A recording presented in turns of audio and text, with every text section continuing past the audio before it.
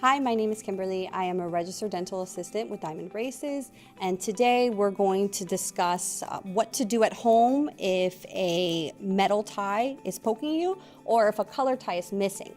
In some cases, we use a metal tie to hold the wire into the brace. Okay? If you have a metal tie, you don't need a color over it. Don't be concerned with that.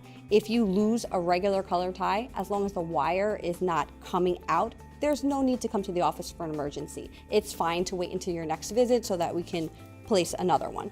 In the case that the metal tie holding the wire in place is poking out and uncomfortable, which can very commonly happen if you're eating something, it can kind of dislodge it and make it poke.